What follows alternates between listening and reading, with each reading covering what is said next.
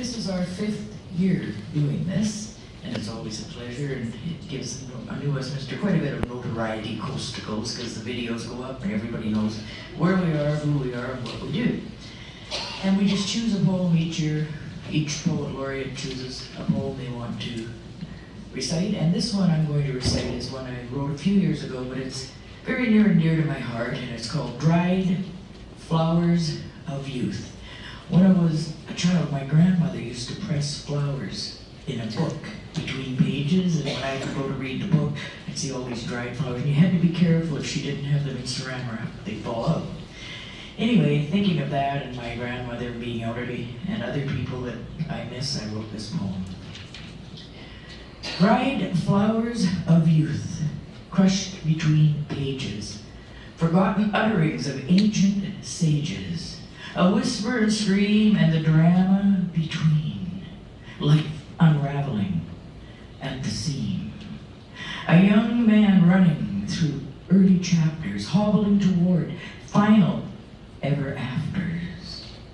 You leave this world more every day. Slowly you're slipping and sliding away into that netherland of yesterday. And oh, that I could follow you there and leave behind this worry and care, to build with you castles on the beach, in that place you visit when you're out of reach.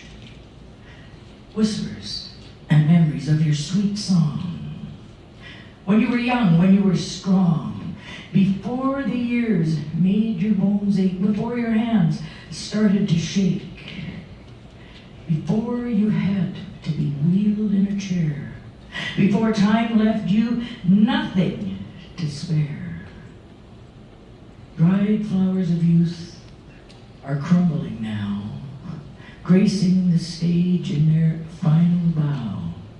Your frailty of heart will soon set you free, and far, far you'll fly away from me, to a place where streets are paved in gold, where dreams cannot be bought or sold, where music never ceases to play.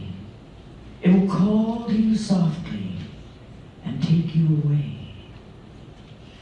And as you leave this world behind, the best part of me will become undefined. Thank you very much for allowing me to be part of the Most Poetry Challenge. It's always a pleasure. Thank you very much, Your Worship and Council. Well, thank you very much, Candice. We're so fortunate to have such a talented poet laureate. I was recently in Edmonton at a Mayor's Poverty Challenge, and Edmonton's poet laureate did the presentation, and I remember a lot of mayors commented about how they didn't have a poet laureate in their community, and how this was such a neat thing. And I was proudly able to say that we have a poet laureate, and an excellent one in New Westminster. So thank you so much. I do have a proclamation that I want to read tonight for World Poetry Day and National Poetry Month.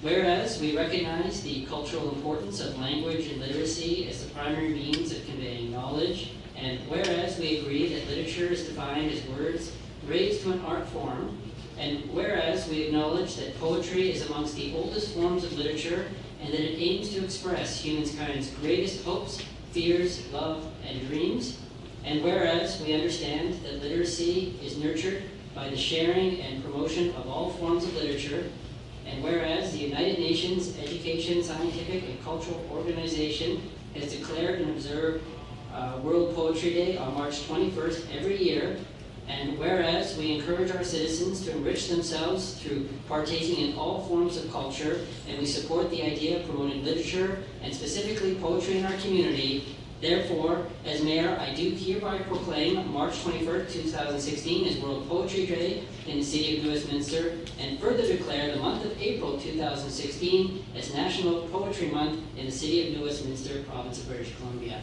Thank you. And please come forward, I'll deliver you the proclamation.